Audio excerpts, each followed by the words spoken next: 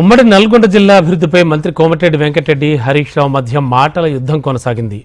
BRS హయాంలో నల్గొండ జిల్లాకు కొత్తగా 1 ఎకరానికి కూడా సాగునీరు అందించినట్లు నిరూపిస్తే రాజీనామాకు సిద్ధమన్నారు మంత్రి కోమటిరెడ్డి. అయితే మంత్రి వ్యాఖ్యలకు స్పందించిన హరీష్ రావు కాళేశ్వరం నీళ్ల ద్వారా 2 లక్షల ఎకరాలకు నీరు అందించామని, దీనిపై ఎప్పుడైనా ఎక్కడైనా చర్చకు సిద్ధమని సవాల్ విసిరారు. నల్గొండ జిల్లాకి వెళ్దాం.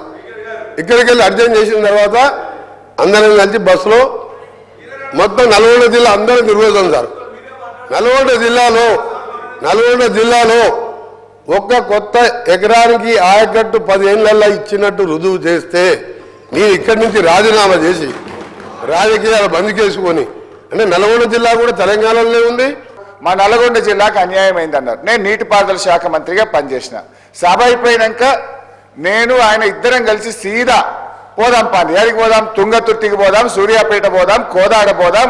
నాటి కాంగ్రెస్ పాలనలో 1 ఎకరానికి నీళ్లు రాకపోతే కాళేశ్వరం నీళ్లతోని 2 లక్షల ఎకరాలకు గోదావరి నీళ్లు పారించినమా లేదా, పోయి సీదా కాలువల మీద నడుచుకుంటూ ఈ నీళ్లు ఎప్పుడు వచ్చినాయి, కేసీఆర్ వచ్చినాక వచ్చినాయా, అంతకుముందు వచ్చినాయా అడుగుదామంటే అడుగుదాం.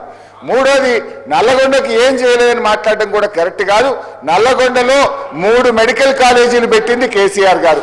నల్లగొండ పట్టణంలో గతంలో మీరు మంత్రిగా ఉన్నప్పుడు ఎట్లా ఉంది, కేసీఆర్ గారు నల్లగొండ పట్టణాన్ని గత 5 ఏళ్లలో ఎంత అభివృద్ధి చేశారో నల్లగొండ పట్టణ ప్రజలను అడుగుతా కూడా చెప్తారు అధ్యక్ష.